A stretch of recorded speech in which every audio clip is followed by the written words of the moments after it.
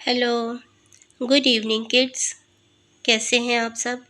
मुझे उम्मीद है कि आप सब खैरियत से होंगे। मैं भी बिल्कुल खैरियत से हूँ और मुझे उम्मीद है कि आप अपनी समर वेकेशंस को खूब इंजॉय कर रहे होंगे, घूम फिर भी रहे होंगे, कार्टून्स भी देख रहे होंगे। तो इसी इंजॉयमेंट में थोड़ी सी पढ़ाई कर लें, थोड़ी सी बिल्कुल, ठीक है। तो अपनी पिछली वीडियो में मैंने आपको हरूफ़ तहज्जी की पहचान करवाई थी साउंड्स के साथ। आज मैं आपको हरूफ़ तहज्जी की इब्तदाई अशकाल के बारे में बताऊंगी। उनको इब्तदाई अशकाल भी कहते हैं और छोटी अशकाल भी कहते हैं।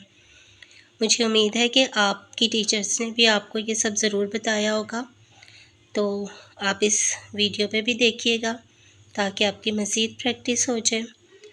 तो वीडियो देखने के बाद आप अब मेरी वीडियो को लाइक शेयर ज़रूर कीजिएगा और मेरे चैनल को भी सब्सक्राइब कीजिएगा ताकि मेरी जो आइंदा आने वाली वीडियोस हैं वो आपको जल्द से जल्द मिल जाएं, ठीक है। तो शुरू करते हैं अपना आज का टॉपिक, हरूफ़ तहज्जी की इब्तदाई अशकाल। तो डियर किड्स, ये हरूफ़ तहज्जी की इब्तदाई अशकाल हैं, इनको हम छोटी अशकाल भी कहते हैं, ठीक है। तो आज मैं पूरी हरूफ़ तहज्जी की अशकाल आपको नहीं बताऊंगी, ठीक है। थोड़ी सी बताऊंगी ताकि वो आपको अच्छी तरह से वो अच्छी तरह से आपको याद हो जाएंगी, प्रैक्टिस हो जाएगी, तो फिर हम बाकी का बताएंगे, ठीक है। तो हम ब से स्टार्ट करते हैं। ये है ब। ये ब की बड़ी शक्ल है, पूरी शक्ल है इसकी ब की। और ये ब की छोटी शक्ल है या इब्तदाई शक्ल है। प बड़ी शक्ल, प छोटी शक्ल, त बड़ी शक्ल, त छोटी शक्ल, ट बड़ी शक्ल, ट छोटी शक्ल।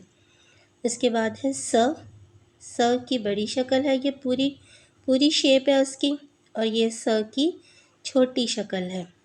यहाँ पे हम सिर्फ आधी स लिखेंगे तो उसकी ये छोटी शक्ल बन जाएगी।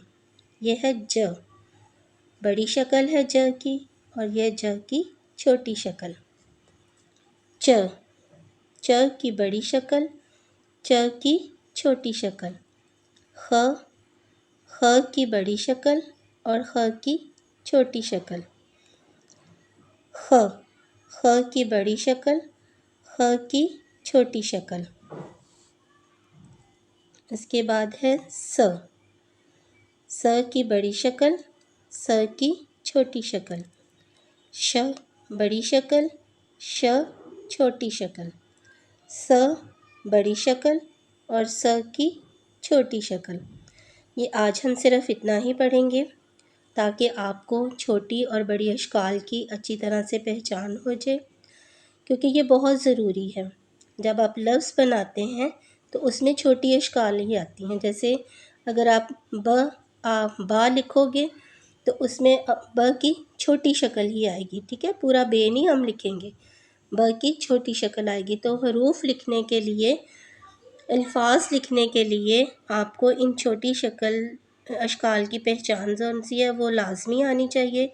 इसके बाद ही आप इनको जोड़ के हरूफ को तो एक लफ्ज़ बना सकोगे, ठीक है। तो ये हाफ़ मैंने आपको करवाया, हाफ़ आपको मैं नेक्स्ट वीडियो में करवाऊँगी, और उसके बाद फिर हम देखेंगे कि हम हरफों को जोड़कर किस तरह से अल्फाज बना सकते हैं। तो मुझे उम्मीद है कि मेरी ये वीडियो भी आपको पसंद आएगी। तो अब मुझे इजाज़त दीजिए नेक्स्ट वीडियो के आने तक, लेकिन इसके साथ साथ मेरी वीडियो को लाइक शेयर ज़रूर कीजिएगा और मेरे चैनल को भी सब्सक्राइब ज़रूर कीजिएगा। Okay, thank you so much, good bye.